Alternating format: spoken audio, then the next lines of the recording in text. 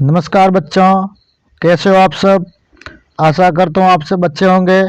आज मैं आपके लिए लेकर आया हूँ वार्षिक परीक्षा कक्षा से विषय विज्ञान का मॉडल पेपर, जो आपके आने वाले वार्षिक परीक्षा के लिए मोस्ट इम्पोर्टेंट प्रश्न रहेंगे। चलो वीडियो शुरू करते हैं। निम्न प्रश्नों के उत्तर कोष्टक में लिखें। कागज पर तेल का धब्बा खाद्य पदार्थ में किसकी उपस्थिति को दर्शाता है? वसा, प्रोटीन, मंड, विटामिन। ऑप्शन नंबर अ वसा। पारदर्शी पदार्थ नहीं है। कांच, जल, वायु, धातु। ऑप्शन नंबर द धातु। मानव में पसलियों की संख्या होती है 9 जोड़ी, 12 जोड़ी, 11 जोड़ी, 10 जोड़ी। ऑप्शन नंबर ब 12 जोड़ी। हरे एवं कोमल तने वाले पौधे क्या कहलाते हैं?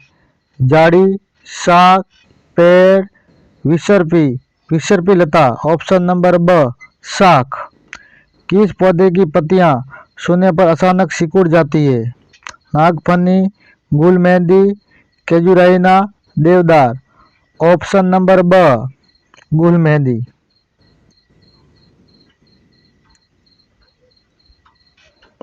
रिक्त स्थानों की पूर्ति कीजिए। हमारे भोजन में विटामिन ए के अभाव से रतौंधी होती है। रतौंधी रोग होता है। धान के दानों को डंडियों से पृथक करने की विधि को थ्रेसिंग कहते हैं। तना जल का संवहन करता है। कोहनी की अस्थियां हिम संधि द्वारा जुड़ी होती है। निम्न प्रश्नों के उत्तर लिखें। वायुमंडल की कौन सी गैस श्वसन के लिए आवश्यक है? ऑक्सीजन। वह खनिज जो अस्थियों के लिए आवश्यक है? कैल्शियम। वायुमंडल किसे कहते हैं? हमारी पृथ्वी वायु की एक पतली परत से घिरी हुई है। इस परत का विस्तार पृथ्वी की सतह से कई किलोमीटर ऊपर तक है। इसे ही वायुमंडल कहते हैं। षडसुमंग के ध्रुव कहाँ स्थित होते हैं? षडसुमंग के दोनों सिरों पर या किनारों पर इसके ध्रुव स्थित होते हैं। लकड़ी से बनाई जा सकने वाली 5 वस्तुओं के नाम लिखिए। बल्ला, मेज, कुर्सी, दरवाजा, पलंग।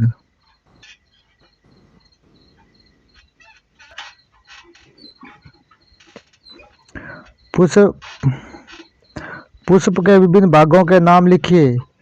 उत्तर। पुष्प के विभिन्न भाग निम्न प्रकार है। बाह्य दल, पंखुड़ियां, पुंकेसर, स्त्रीकेसर। एक पुष्प का स्वच्छ नामांकित चित्र बनाइए। ये पुष्प का नामांकित चित्र है। ये प्रागकोश, वर्तिकाग्र, वर्तिका, अंडाशय, पुंकेसर, स्त्रीकेसर, पंखुड़ी दल, बाह्य दल।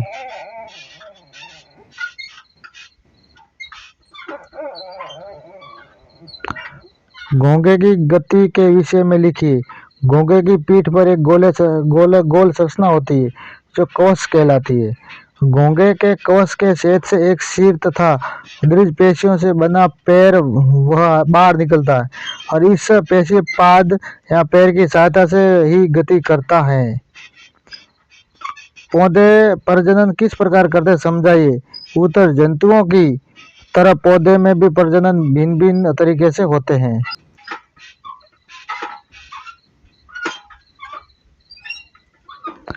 बहुत से पौधे बीजों द्वारा प्रजनन करते हैं। पौधे बीज उत्पादित करते हैं। इन बीजों से को अंकुरित करके नए पौधे उगा सकते हैं। कुछ पौधे अपने कायिक भागों के द्वारा ही प्रजनन करते हैं, जैसे आलू के कलिका वाले भाग से नया पौधा बनता है। इसके अलावा पौधे कलम विधि द्वारा भी उगाए जाते हैं।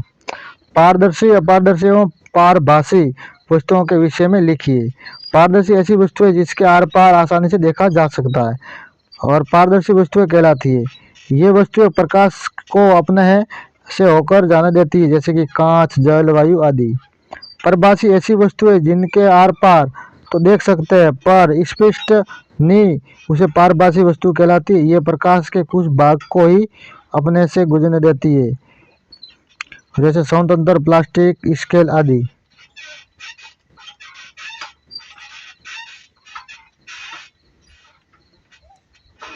अपारदर्शी ऐसी वस्तुएं जो आर पार नहीं देख सकते, क्योंकि ये प्रकाश को अपने से गुजरने नहीं देती है, जैसे कि लकड़ी, पत्थर आदि।